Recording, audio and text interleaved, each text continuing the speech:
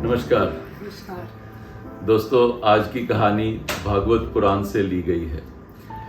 आप सबने सुना होगा कि राजा परीक्षित को बता दिया गया था कि आज से 7वें दिन उनकी मृत्यु हो जाएगी। शुकदेव जी राजा परीक्षित को बहुत समझा रहे थे, लेकिन 6 दिन बीत गए।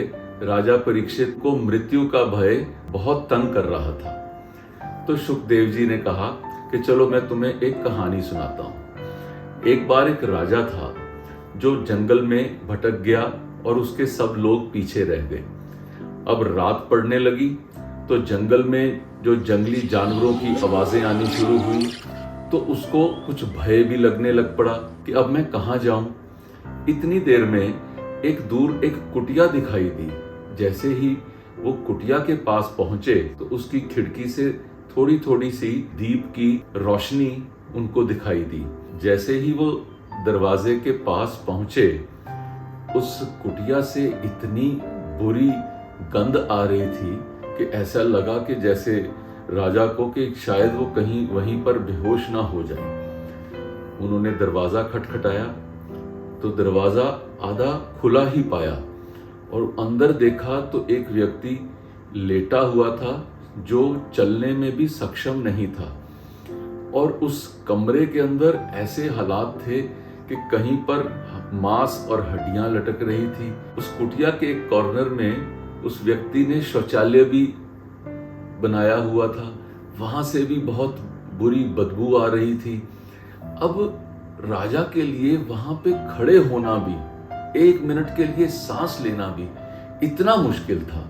लेकिन आज रात उसने वहां पर बिताने के लिए उसने दरवाजा खटखटाया था। राजा को लगा कि अगर मैं जंगल में बाहर ही रह गया तो ज़रूर मुझे कोई जंगली जानवर खा जाएंगे। तो उसने अपने आप को समेट कर उस आदमी को कहा कि प्लीज़ मुझे रात को यहाँ पर सोने दो। उस कुटिया में रहने वाले ने कहा कि कई देखे हैं मैंने तुम्हारे जैसे, एक रात के लिए जगह मांगते हैं और फिर अगर मैं जगह दे देता हूँ तो यहाँ आकर जम जाते हैं, सुबह जाने का नाम ही नहीं लेते।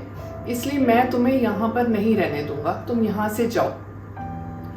राजा ने बहुत रिक्वेस्ट की तो वो आदमी मान गया, लेकिन बहुत बेअदबी से बोला कि ठीक है रात सो जाओ, लेकिन सुबह चले जाना, फिर सुबह जिद मत करना यहाँ रुकने की। राजा उस कुटिया में एक किनारे पर लेट गया और उस नरक जैसी कुटिया में जो दुर्गंध आ रही थी, हैरानी की बात यह कि वो दुर्गंध उसके सिर को ऐसी चढ़ी, उसको ऐसी खुमारी चढ़ी कि राजा को एकदम से नींद आ गई और वो ऐसा सोया कि सुबह हो गई, उसकी नींद ही नहीं खुली।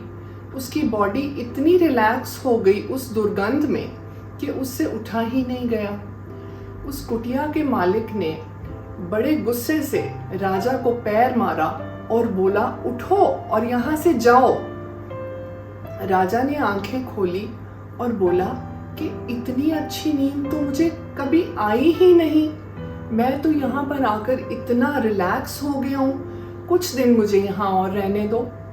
तो उस आदमी ने कहा, मैंने तुम्हें पहले ही बोला था कि एक ही रात के लिए जगह मिलेगी, अब तुम फिर जिद कर रहे हो। ऐसे में दोनों ने एक दूसरे को कुछ अपशब्द भी कह दिए और कुछ गर्मा गर्मी भी हो गई। इतनी बात सुनाने के बाद शुकदेव जी ने राजा परीक्षित को कहा कि राजा, तुम मुझे बताओ, क्या उस राजा का ऐसा सोचना सही था? राजा परीक्षित बोले, वो तो बिल्कुल गलत था। मैं तो वहां पर 1 मिनट के लिए भी ना रुकता। इतनी दुर्गंध में जहां वो बैठने के लिए भी मुश्किल था और वहां से तो सुबह उठते ही उसको भाग जाना चाहिए था। वहां बैठने का तो कोई मतलब ही नहीं है। तो शुकदेव जी ने कहा, तुम्हें पता है कि वो राजा कौन है? तो राजा परीक्षित कुछ सकपका से गए। उनका क्या मतलब? उन्होंने कहा, वह राजा तुम ही हो। तो उसने कहा, गुरुदेव मैं समझ नहीं पा रहा हूं कि आप क्या कहना चाह रहे हैं। शुकदेव जी ने उसको बताया कि वो कुटिया तुम्हारी देह है, वो भी आप इस जीवन के अंदर आपको एक समय के लिए दी गई है। जब तुम्हें पता है कि कि तुम्हारे कल मृत्यु होने वाली है, तुम भी उसी राजा के समान हो, तुम ये देह के जो लगाव को छोड़ ही नहीं पा रहे। इतनी बात सुनकर एकदम से परीक्षित को समझ आ गई कि जिस कारण से उनका जन्म हुआ था वो कारण पूरा हो चुका है।